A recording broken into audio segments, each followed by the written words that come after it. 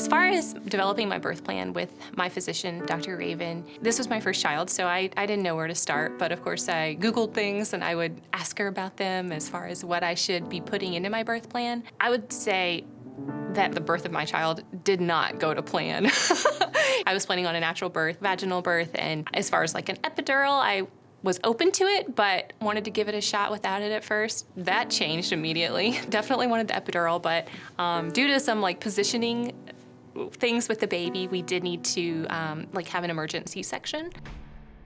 I went in the day before he was born to have an induction, and at that point he was face up, and so they had to do manual maneuvering of him to reposition him. Unfortunately, he did not want to be repositioned, and he would just flip back face up. He also wasn't descending properly, so we did have to change our birth plan at that point. Dr. Raven pulled in Dr. Ward, and he was wonderful too. You know, he was somebody that she brought in a few times during the whole labor and delivery to introduce me to him in the event that we needed to have a C-section. She had sort of a long labor course and got to the point of pushing and pushed actually for quite a number of hours. And to all our surprise, that baby just did not want to come out. And so at that point, we recommended a C-section, and so that's how we proceeded, and she had a healthy baby boy. Dr. Raven never seems like stressed out at all. She's the most calm person, which was really important to me. It just amazed me too. Like, she came in at like 4 a.m.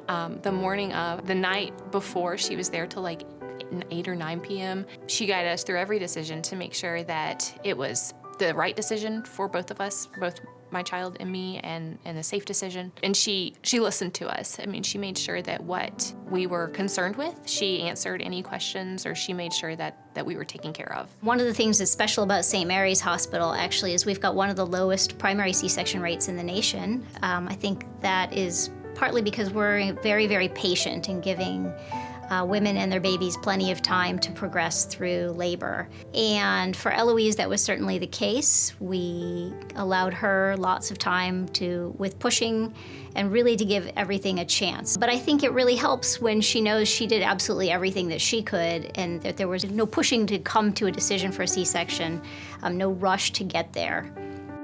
At St. Mary's, I felt like I was in such good hands with every attending, from Dr. Raven to Dr. Ward to the residents that were there. Everyone took such good care of me and came in during the night. You have so much more staff, I think, when you are part of an academic facility, that I personally at least felt very taken care of. You know, I never felt worried that they were making the wrong decisions or maybe weren't paying attention at all. It was quite the opposite.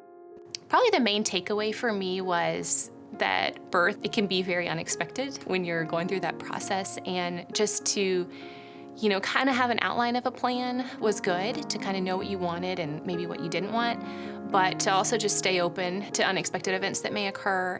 And Dr. Raven, we kind of talked about that openly, and we're on the same page about that. And also, I just wanted to definitely do what was safest for the baby and for me, and kind of defer to her decisions during birth, you know, no matter what came up. And it was easy to trust her and to trust her experience and to trust her opinions and guidance on certain things.